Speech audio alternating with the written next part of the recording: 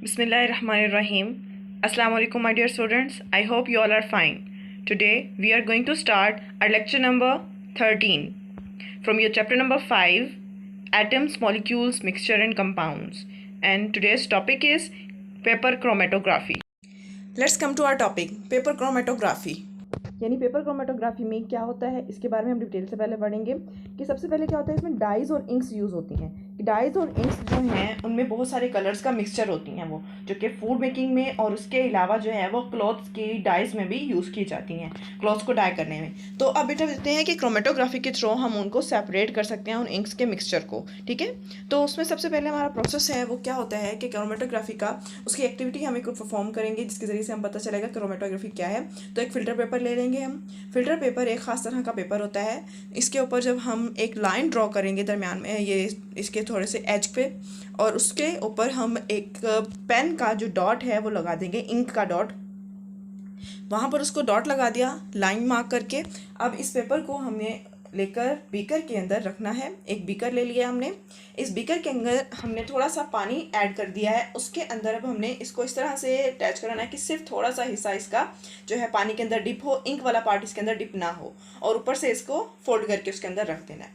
अब इसको इसके अंदर कुछ देर के लिए हम रहने देंगे। तो ये पानी की वजह से ये जो है ऊपर फैट होने लग जाएगा। इसकी जो है पानी जब ऊपर ऊपर जाता जाएगा तो इसकी जो इंक है वो भी ऊपर तरफ जाती जाएगी, जिसका जितना ज़्यादा जो है वो जितनी जल्दी पानी के अंदर डिज़ोल्व होगी इंक का, वो कलर सबसे ज़्यादा ऊपर की तरफ तेज़ी से जाएगा।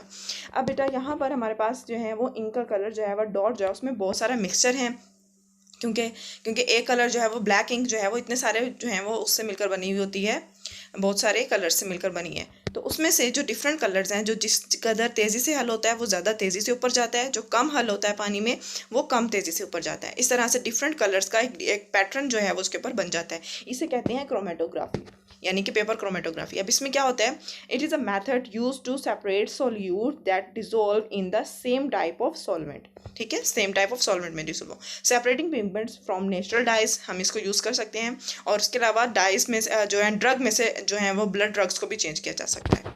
तो ये था बेटा हमारा ऑल अबाउट क्रोमेटोग्राफी। अब हम पढ़ेंगे सेफ्टी इन साइंस, कि साइंस में जब हम कोई साइंस लेबॉर्ट्री में काम कर रहे हों तो उस टाइम हमें कौन कौन से सेफ्टी रूल्स जो हैं उनको अप्लाई करना चाहिए, उनको फॉलो करना चाहिए। तो सबसे पहले ये कि आपका जो इंस्ट्रक्टर हैं उनकी बात आपने बहुत गौर से सुननी है और उस पर अमल भी करना है। उनकी बताए हुए किसी भी बात से आपने डिसओबे नहीं करना है उसको। ठीक है, और इसके अलावा जो भी एक्टिविटी आप परफॉर्म करने लगे उस एक्टिविटी को आपने बहुत गौर से पहले पढ़ना है और उसके बाद उसको परफॉर्म करना है।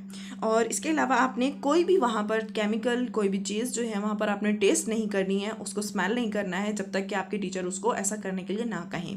ठीक है, क्योंकि कुछ चीज़ों को तो हम टेस्ट कर सकते हैं, उनको टेस्ट करके ही उनको अप्लाई कर सकते हैं, लेकिन बाकी चीज़ें जो हैं वो टॉक्सिक हो सकती हैं, जहरीली हो सकती हैं, इसलिए उनको टेस्ट नहीं करना है। ठीक है, और उसके अलावा है कि जब आप किसी चीज़ को हैंडल कर रहे हैं, कोई काम कर रहे हो, तो उसको बहुत केयरफुली हैंडल करें। किसी भी चीज़ को बुरे तरीके से हैंडल ना करें, इंस्ट्रक्शन के मुताबिक करें। और जिस जगह आप काम कर रहे हो उस जगह को हमेशा नीट और क्लीन रखना चाहिए, गंदा नहीं करना चाहिए। और इसके अलावा आपने अपने टीचर को फ़ौरन से बताना है। अगर कोई भी काम गलत हो रहा है तो उसके बारे में आप टीचर को बताएं ताकि वो टीचर उसको गलत होने से रोक सकें या उनको सही करवा दें।